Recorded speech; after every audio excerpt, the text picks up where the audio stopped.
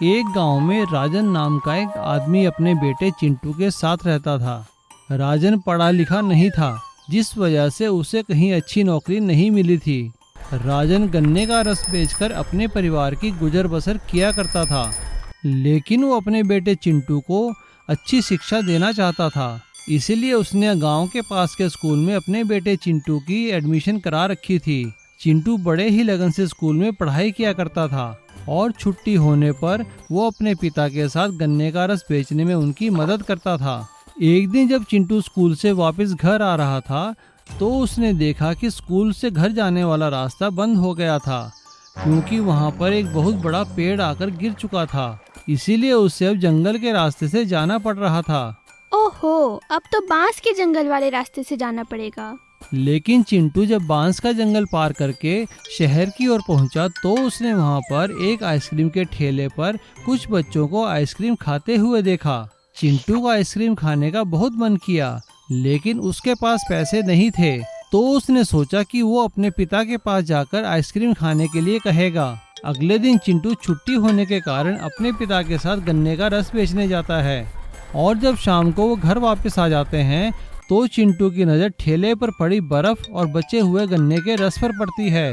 वो अपने पिता से कहता है, पापा, क्यों ना हम इस बची हुई बर्फ की कुल्फी बनाएं? कल तक वैसे भी ये बर्फ पिघल जाएगी और कुछ काम नहीं आएगी। चिंटू की बात सुनकर उसके पिता कहते हैं, हाँ हाँ बेटा, ठीक है, एक बार कोशिश करके देखते हैं। चिंटू अपने पिता के साथ मिलकर घर में ही कुल्फी बनाना शुरू कर देते हैं, और कुल्फी बनाते ही चिंटू कहता है, पापा, कल घर आते हुए मुझे कुछ बांस के टुकड़े मिले थे, हम उसे सजावट के लिए इस्तेमाल कर सकते हैं। चिंटू के पिता उसकी बात मान लेते हैं और वो बांस के सांचे में गन्ने का रस भरकर कुल्फी जमा देते हैं और उसके ऊपर बांस के टुकड़ों को उबालकर उनसे सजावट कर देते हैं, जिससे उनकी बांस और गन्ने के रस की बहुत ही अच्छी कुल्फी बनकर तैयार हो जाती है और वो दोनों खुशी खुशी उसे खाने लगते हैं। चिंटू गन्ने के रस की आइसक्रीम खाकर बहुत खुश होता है और अगले दिन से चिंटू के पापा गन्ने के रस के साथ साथ गन्ने के रस और बांस की कुल्फी बेचना भी शुरू कर देते हैं, जो सब लोगों को बहुत अच्छी लगती है। छुटमलपुर गांव में रतन नाम का एक किसान रहता था। उसके पास खेती के लायक थोड़ी सी जमीन थी, जिससे उसका गुजर बसर नहीं होता था। इसीलिए उसने अपने घर में 3 गायें और एक भैंस पाल रखी थी, जिनका दूध बेचकर वो अपना गुजारा किया करता था और उनके गोबर को इकट्ठा कर उनके उपले बनाया करता था, जिन्हें बाजार में बेचकर उसकी थोड़ी बहुत आमदनी हो जाया करती थी। और वो अपनी बीवी और बच्चों के साथ इस जिंदगी से बहुत खुश था। लेकिन एक दिन उस पूरे गांव पर एक मुसीबत आ पड़ी। बहुत तेज भूकंप आया। क्योंकि सभी लोग समय पर बाहर आ गए थे, किसी की जान तो नहीं गई, लेकिन सभी के घर टूट गए। सभी लोगों के सामने अब यही समस्या थी कि वो रहेंगे कहाँ। अरे मुखिया जी, अब हम कहाँ जाएंगे, क्या करेंगे? हाँ हाँ मुखिया जी, बताइए, अब हम रात को कैसे सोएंगे? और अब तो सर्दियाँ भी आने वाली हैं।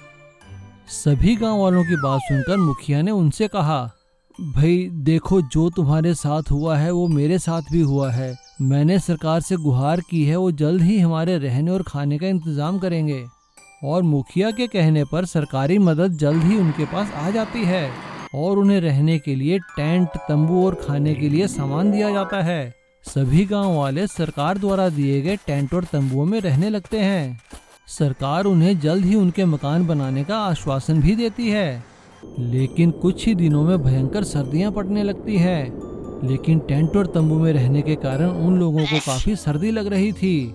रतन का परिवार भी सर्दियों से ठिठुर रहा था। लेकिन रतन के लिए सबसे खुशी की बात यह थी कि उसके सारे पशु बिल्कुल जीवित और सही सलामत थे। अगले दिन जब वो अपने पशुओं को खाना देने गया तो उसने देखा कि उसका बेटा वहाँ पास ही गोबर और मिट्टी के साथ कुछ कर रहा था। पापा पापा देखो, मैंने मिट्टी और गोबर का घर बनाया है। देखो देखो कितना अच्छा है। हाँ हाँ ठीक है, जाओ अब पढ़ने जाओ। अपने बेटे के जाने के बाद रतन वहाँ से जाने लगता है, लेकिन अचानक वो मुड़कर देखता है कि उसके बेटे ने वाकई ही मिट्टी और गोबर को मिलाकर एक अच्छा घर बनाया था।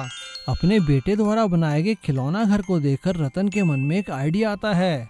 और अपने घर वाली जगह से सारा मलबा इकट्ठा कर कर वहाँ पर एक मिट्टी और गोबर का घर बनाने लगता है।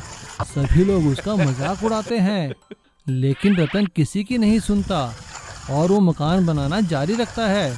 कुछ ही दिनों में उसका मिट्टी और गोबर का घर बनकर तैयार हो जाता है और वो अपने परिवार के साथ सरकारी टेंट में नहीं, अपने मिट्टी और गोबर के बनाए घर में रहने लगता है, जो बहुत ही मजबूत और सुविधाजनक था। और बाहर ठंड होने के बावजूद भी उसके अंदर बिल्कुल ही सर्दी नहीं लग रही थी।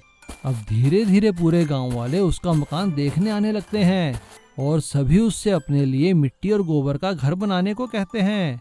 और रतन गांव वालों की मदद से धीरे धीरे पूरे गांव के लिए मिट्टी और गोबर के घर बना देता है। सरकारी अफसर जब आकर उसका घर देखते हैं तो वो बड़े खुश होते हैं और वो उस घर को अप्रूव कर देते हैं। और अब सरकार की ओर से सभी भूकंप पीड़ितों के लिए मिट्टी और गोबर के घर बनाने का काम रतन को दिया जाता है, जिससे उससे काफी पैसे भी मिलते हैं।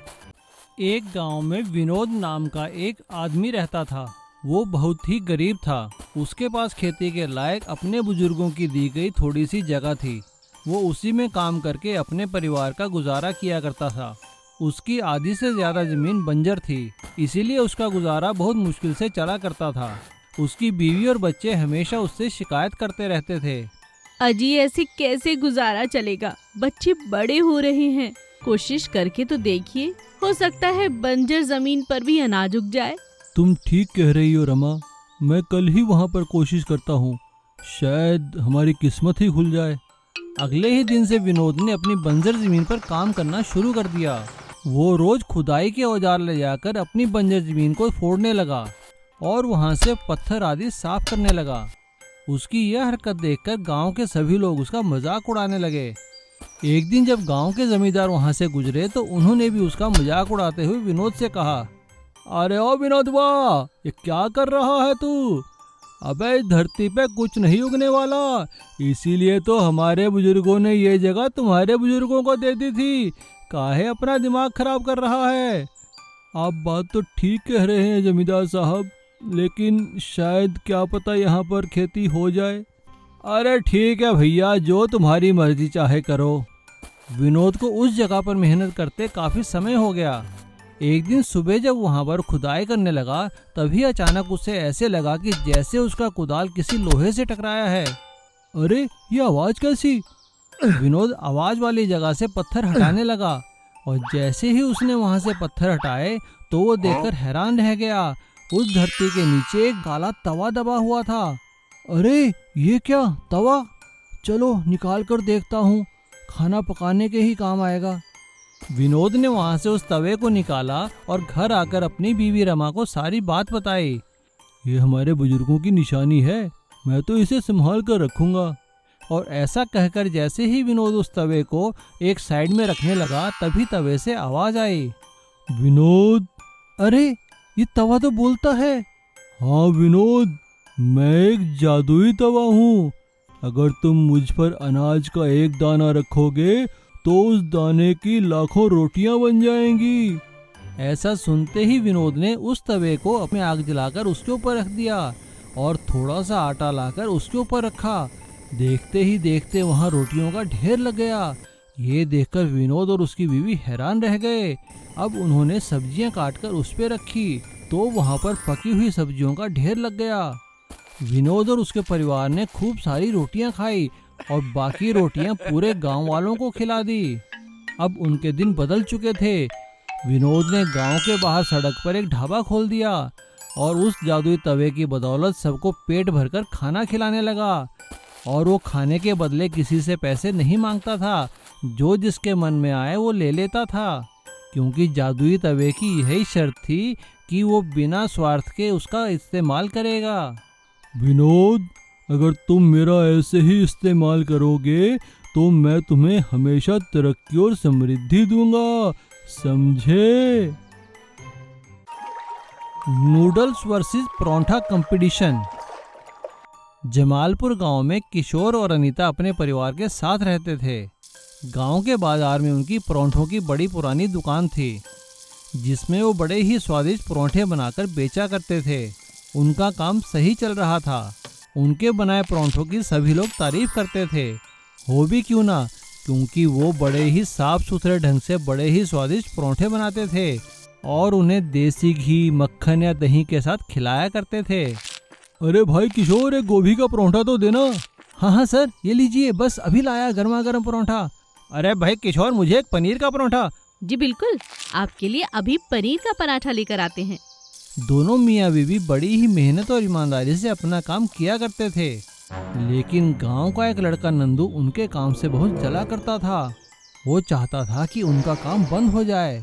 एक दिन जब नंदू शहर गया तो उसने वहाँ पर नूडल्स खाए, तो उसके मन में एक आइडिया आया और उसने शहर में 2-3 दिन रुककर नूडल्स बनाना सीख लिया। और उसके बाद गांव में आकर नंदू ने किशोर और अनीता की दुकान के सामने नूडल्स का ठेला लगा लिया। आइए आइए, नूडल्स खाइए, ताजे ताजे बढ़िया बढ़िया नूडल्स खाइए। गांव के लोग नई चीज देखकर नूडल्स खाने लगे। नंदू का नूडल्स का ठेला खुल जाने की वजह से किशोर और अनीता का काम कम हो गया। ये देखकर नंदू मन ही मन बहुत खुश हुआ। हाँ, अब आएगा मजा, खिलाओ परांठे। जैसे जैसे नंदू का काम बढ़ा वैसे वैसे उसका लालच बढ़ने लगा। अब वो घटिया क्वालिटी के नूडल्स बनाकर लोगों को खिलाने लगा। अरे भाई नंदू, तुम्हारे नूडल्स में आज तो स्वाद नहीं आया। अरे क्या कह रहे हो चाचा, तुम्हारा मुंह ही खराब होगा। भैया मैं तो वैसे ही बना रहा हूँ जैसे पहले बनाता था।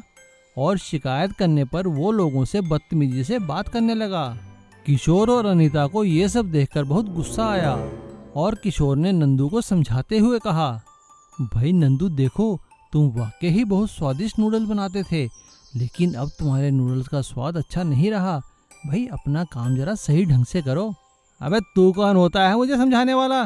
चल जा अपने परांठे देख। काम धंधा बंद हो गया तो मुझे आया समझाने। अनीता को उसकी बात बहुत बुरी लगती है और वो यूट्यूब पर अच्छे अच्छे नूडल बनाना सीख लेती है। जब अनीता नूडल बनाना सीख लेती है तो किशोर को एक आइडिया आता है। वो नूडल्स को परांठों के बीच भरकर बेचने लगता है। गांव वालों को उनके नूडल्स के परांठे बहुत अच्छे लगते हैं और लोग फिर से किशोर और अनीता की दुकान पर आने लगते हैं, क्योंकि वहाँ उनको परांठा और नूडल दोनों मिलते थे, वो भी अच्छी और बढ़िया क्वालिटी के। नंदू को अपनी गलती का एहसास होता है और वो वहाँ से अपना ठेला ले जाकर दूसरे बाजार में लगाकर सही ढंग से नूडल बेचने लगता है। तो अब किशोर और अनीता का भी काम चलता है और नंदू का भी, क्योंकि किशोर के एक आइडिया ने परांठे और नूडल का कंपटीशन ही खत्म कर दिया था। अब लोगों को पराठा नूडल खाने को जो मिल रहा था। जादुई प्लास्टिक बोतल रिक्शा। एक गांव में राजू नाम का एक रिक्शा वाला रहता था। वो अपने बाकी साथियों की तरह जगन सेठ से किराए पर रिक्शा लेकर चलाया करता था और शाम को आकर रिक्शा जगन सेठ को वापस कर दिया करता था और साथ में उसका किराया भी देता था। राजू को रोज जगन सेठ को किराया देना पड़ता था, चाहे उसकी कमाई हो या ना हो। एक दिन जब राजू शाम को रिक्शा लेकर वापस आया तो उसने जगन सेठ से कहा, सेठ जी आज मैं आपको किराया नहीं दे सकता। क्यों भाई, क्या बात है? आया तो बड़ा लेट है तू, हैं? सेठ जी आज काम बहुत कम हुआ और साथ में टायर भी पंक्चर हो गया था। सारे पैसे नई ट्यूब लगाने में लग गए। अबे तो मैं क्या करूं, हैं? तुमसे इतना कम किराया लेता हूं, उस पे भी तुम्हारा ये हाल है। और सुन लो तुम लोग, अब कल से किराया बढ़ा दिया है मैंने रिक्शे का। अब तुम लोगों को 50 रुपए ज़्यादा देने पड़ेंगे। हाँ। जगन सेठ की ये बात सुनकर सभी रिक्शा वाले परेशान हो जाते हैं। क्या मुसीबत है यार, एक तो पहले ही काम नहीं है, अब किराया भी बढ़ा दिया। अबे राजू तू चुप नहीं रह सकता था क्या? अरे यार करमू, इसमें मेरी क्या गलती है? जो हुआ मैंने सच ही तो बताया ना। अच्छा चल ठीक है, जो भी है अब देखते हैं। करमू और राजू बड़े परेशान होकर अपने घर की ओर चल पड़े। तभी सामने से उनका दोस्त चमन आ गया। चमन कूड़ा बीनने का काम करता था। चमन ने उनसे पूछा, अरे क्या हुआ भाई, कहाँ जा रही है जोड़ी बड़ी उदास सी हैं? राजू और करमू ने चमन को सारी बात बताई। उनकी बात सुनकर चमन ने उनसे कहा, अब भाई देखो, अब मेरे पास एक आइडिया है, अगर तुम कर सको तो। बताओ चमन, क्या आइडिया है? अरे भाई राजू देख, तू तो बड़ा कारीगर इंसान है। अब मेरे पास ना बहुत सारी खाली बोतलें पड़ी हैं प्लास्टिक की। अब उन्हें कोई लेता तो है नहीं, अब ऐसे मैं कचरे में फेंक नहीं सकता। अगर तुम चाहो तो उनका बहुत बढ़िया इलेक्ट्रिक रिक्शा बना दो। करमू और राजू को चमन का आइडिया बहुत अच्छा लगता है। वो अगले ही दिन से इलेक्ट्रिक रिक्शा बनाने का काम शुरू कर देते हैं। वो प्लास्टिक की बोतलों को जोड़कर उनका बहुत अच्छा रिक्शे का फ्रेम बनाते हैं। करमू अपने घर से एक पुरानी इलेक्ट्रिक मोटर ले आता है और 1 हफ्ते के अंदर ही उनका इलेक्ट्रिक रिक्शा बनकर तैयार हो जाता है। और वो जब उसे बाजार में लेकर निकलते हैं तो सभी लोग देखकर हैरान रह जाते हैं। उनके इलेक्ट्रिक रिक्शा के चर्चे सारे गांव में होने लगते हैं। अब करमू के प्लास्टिक की बोतल वाले इलेक्ट्रिक रिक्शे के चर्चे शहर तक पहुंच जाते हैं। कई एनजीओ आकर उनके प्लास्टिक बोतल के रिक्शा देखकर उसकी तारीफ करते हैं और उनकी मदद भी करते हैं और उन्हें प्लास्टिक बोतल का रिक्शा बनाने के लिए प्रोत्साहन करते हैं। अब करमू और राजू ने अपनी प्लास्टिक बोतल का रिक्शा बनाने की फैक्ट्री खोल ली थी, जिसमें चमन ने भी उनकी काफ़ी मदद की। इस तरह से एक आइडिया ने उनकी ज़िंदगी ही बदल दी और साथ में प्लास्टिक के कचरे का सही इस्तेमाल भी होने लगा। एक गांव में बिस्तु नाम का एक आदमी रहता था। उसके पास घर के नाम पर एक बांस की बनी झोंपड़ी थी। वो जंगल से बांस काट काट कर लाता और शहर में जाकर एक फर्नीचर बनाने वाली फैक्ट्री में बेच दिया करता था। एक दिन जब वो शहर से गांव बांस बेचकर आ रहा था, तभी उसने बस में 2 लोगों को बात करते हुए सुना कि सरकार लोगों को अपना काम खोलने के लिए लोन दे रही है। वो अगले दिन सीधा गांव के बैंक में गया और उसने वहां पर बैंक मैनेजर से कहा, सर मैंने सुना है कि सरकार लोगों को अपना काम खोलने के लिए लोन दे रही है। मैं बांस के बहुत अच्छे फर्नीचर बनाना जानता हूँ, क्या मुझे लोन मिल सकता है? हाँ हाँ जरूर मिल सकता है, सरकार की सारी सुविधाएं आप लोगों के लिए ही तो है। आप एक काम करो, ये फॉर्म भरवा लो और जो फॉर्मेलिटी है वो पूरी कर दो। बिस्तु गांव के मुखिया से जाकर वो फॉर्म भरवा देता है और गांव का मुखिया उसका लोन लेने में पूरी मदद करता है। बैंक से लोन लेकर बिस्तु अपने घर के पास ही फर्नीचर बनाने का काम शुरू कर देता है। वो बड़ी ही मेहनत से जंगल से बांस काट कर लाता और अच्छा अच्छा फर्नीचर बनाता था, लेकिन उसके हाथ के बनाए फर्नीचर की लागत शहर में मशीन से बनाए फर्नीचर से बहुत ज़्यादा थी। इसकी वजह से उसका फर्नीचर बहुत कम बिक रहा था। ये देखकर वो बहुत परेशान हो गया। बैंक का लोन चुकाने की चिंता उसे अंदर ही अंदर खाए जा रही थी। एक दिन जब इसी चिंता में डूबा हुआ वो जंगल से बांस काट कर आ रहा था, तभी उसने किसी जानवर के रोने की आवाज़ सुनी। उसने नदी किनारे जाकर देखा तो एक कुत्ते का छोटा सा पिल्ला दलदल में फंसा हुआ था। बिस्तु ने तुरंत एक बांस आगे किया और उस कुत्ते के पिल्ले को बाहर निकाल दिया। जैसे ही वो पिल्ला दलदल से बाहर आया तो बिस्तु देखकर हैरान हो गया। वो पिल्ला तुरंत एक देव में बदल चुका था, जो देव सोने की तरह चमक रहा था। बिस्तु ने उन देव को प्रणाम किया। बिस्तु को हैरान देखकर उस देव ने उससे कहा, हे वत्स, मैं एक श्राप से श्रापित था। तुमने मुझे इस श्राप से मुक्त किया है। मैं तुम्हें आशीर्वाद देता हूँ कि जिस बांस से तुमने मुझे निकाला है, ये बांस तुम्हारा बहुत फायदा कराएगा। जाओ वत्स, तुम्हारा कल्याण हो।